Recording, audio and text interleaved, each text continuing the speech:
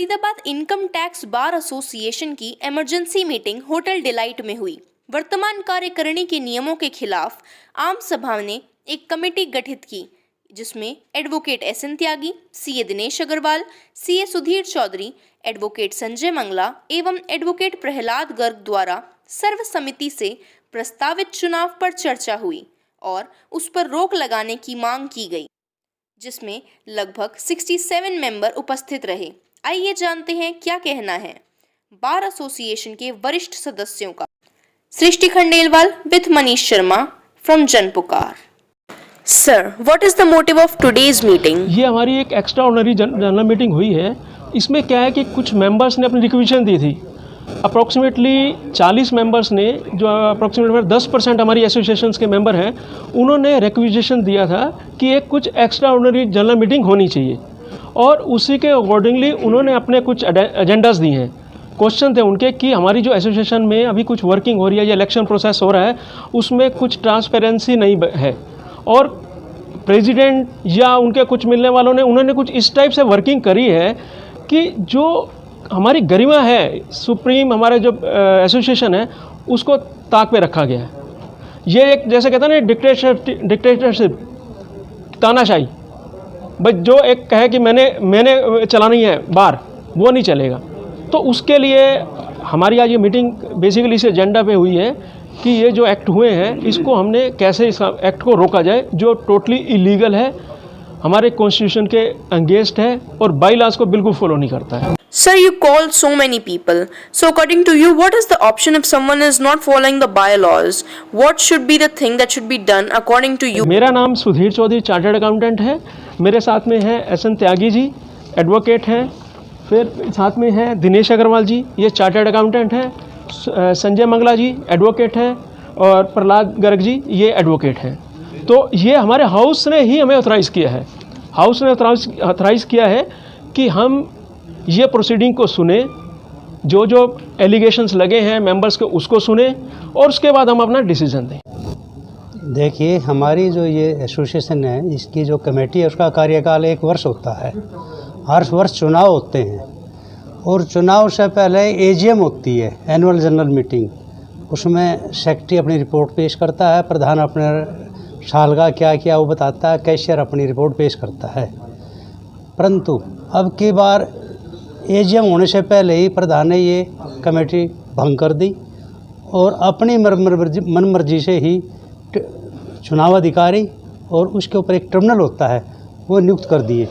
उसमें कमेटी का कोई रोल नहीं है। ये एक मिनट्स मीटिंग निकाल दी है कि भाई सारी कमेटी ने इनको प्रधान को ये अधिकृत कर दिया है कि वो कोई भी कार्रवाई कर दे।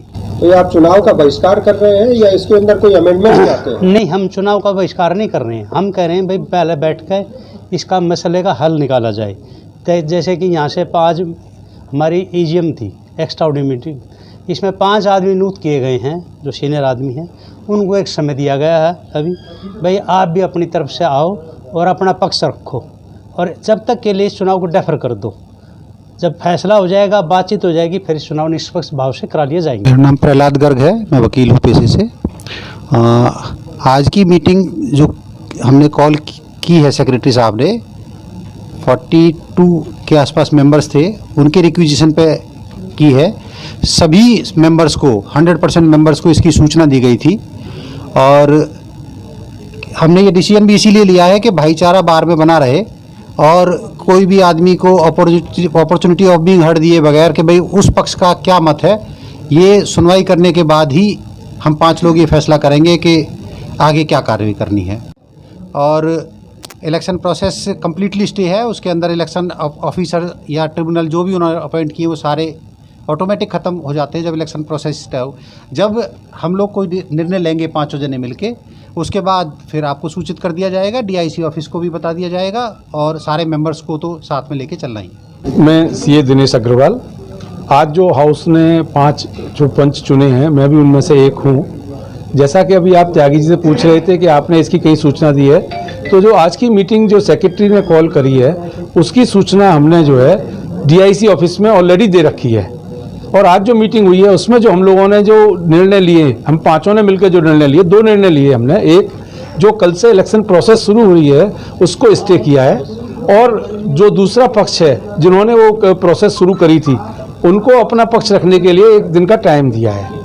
वो टाइम उनको वो कहा है कि कल जो है वो हमारा ऑफिस है, इनकम टैक्स ऑफिस में बार का ऑफिस है, वहाँ पे आके अपना जो पक्ष है वो हमारे सामने रखें। उनका पक्ष सुनने के बाद में फिर हम final decision. So sir, today was the extraordinary general meeting and the request of requisite numbers of members of FIDBAR. So sir, according to the laws, is this meeting legal or illegal? देखिए, मैं Sanjay Chandak CA पास president हूँ, और जहाँ तक रह गए हमारे constitution और बायलॉज की बात है हमारी सोसाइटीज़ के, उसके अंदर ये लिखा हुआ है कि एसोसिएशन में कभी भी 10% से ज़्यादा जो एलिजिबल वोटर्स की जो होते हैं वो कभी भी रिक्विजिट कर सकते हैं किसी भी इमरजेंसी मीटिंग के लिए।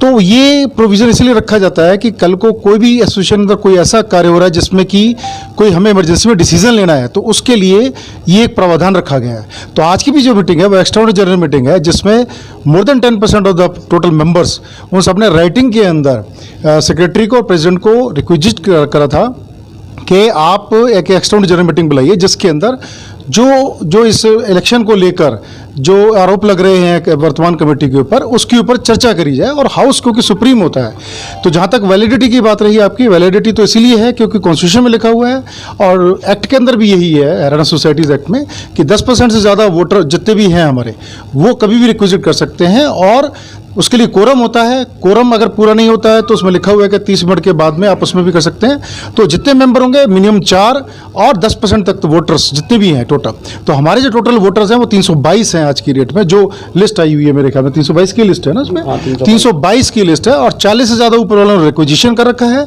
और अभी मेरे ख्याल 67 मेंबर्स आज physically. So sir, you are saying that this meeting is totally legal according to the constitution or the laws, and you are saying that you called every single person of the FIDBAR.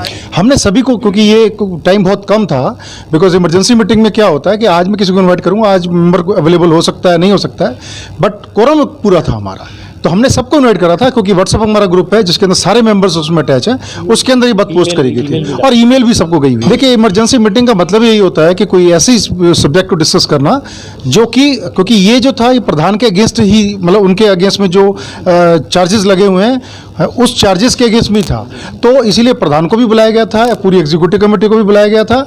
और आज की meeting के अंदर जिनके ऊपर जो charges लगे हुए हैं वो लोग प्रेजेंट नहीं है, बल्कि उसके बाद में सीनियर वाइस प्रेसिडेंट हमारे भारद्वाज जी हैं वो आए हुए हैं, और सेक्रेटरी जो हैं फिडबार के वो आए हुए हैं। तो इसीलिए क्योंकि ये जो मीटिंग है उसमें ज़रूरी नहीं है कि ये फिडबार के प्लेटफॉर्म पर नहीं है, ये एक्स्ट्राऑर्डिनरी जनरल मीटिंग है which can be called by the members of the association. जी, मेरा नाम सीए मनोज करके। देखिए, इसमें टोटल 9 पोस्ट होती है, 9 एग्जीक्यूटिव होते हैं, इसमें कोई पोस्ट वाइज इलेक्शन नहीं होता है। पर अभी लास्ट 1-2 साल से क्या हुआ है, कुछ गलत लोग मतलब उनको लीड कर रहे हैं।